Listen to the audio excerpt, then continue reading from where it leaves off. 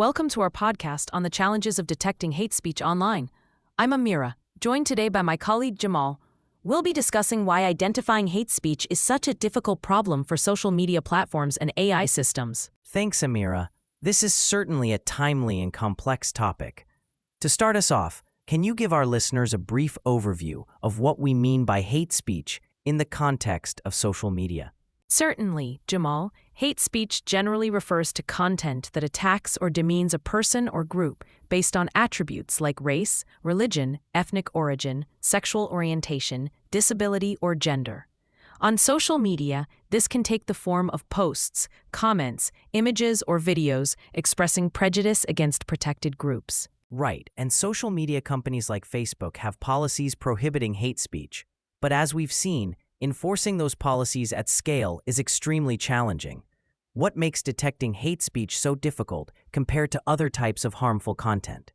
Well, as Mark Zuckerberg noted in his testimony to the U.S. Senate, hate speech is one of the hardest categories of content to identify using AI tools. The main reason is that determining if something qualifies as hate speech requires understanding complex linguistic and cultural nuances. Can you elaborate on that? What are some examples of those nuances that make automated detection so challenging? Sure, context is crucial. A word or phrase that's hateful in one context may be neutral or even positive in another. Sarcasm and irony are notoriously difficult for AI to parse. There are also cultural and linguistic variations in how hate is expressed across different communities and languages. Those are great points. It seems like the subjective nature of hate speech makes it particularly resistant to algorithmic solutions. Are there any other factors that complicate automated detection? Absolutely. Hate speech often involves coded language, dog whistles, or evolving slang that can fly under the radar of keyword-based systems. There's also the issue of intent, distinguishing between someone using a slur to attack others versus quoting it to educate or report on hate speech. Those are significant hurdles.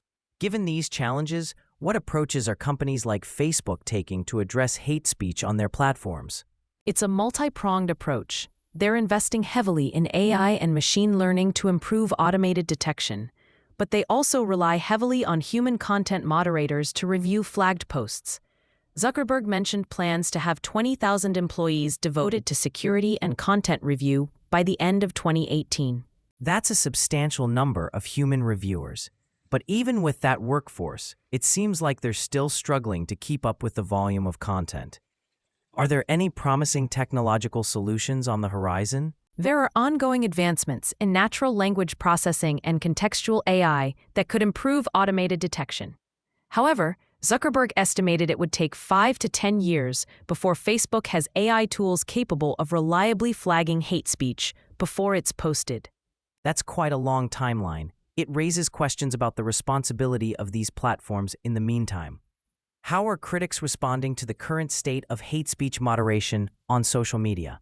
Many argue that platforms aren't doing enough and that their policies are inconsistently enforced. There are also concerns about over-censorship and free speech implications. It's a delicate balance between protecting vulnerable groups and preserving open discourse. It certainly is a complex issue with no easy solutions. As we wrap up, what do you think are the key takeaways for our listeners about the challenges of combating hate speech online? I think the main points are: 1. Hate speech detection is an incredibly nuanced problem that current AI struggles with. 2. A combination of technological and human approaches is necessary.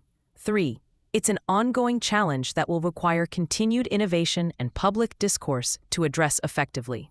Excellent summary, Amira. This is clearly an issue that will remain at the forefront of debates around social media governance for years to come. Thank you for this insightful discussion. Thank you, Jamal. And thanks to our listeners for tuning in to explore this critical topic. We hope this conversation has shed some light on the complexities involved in tackling hate speech in the digital age.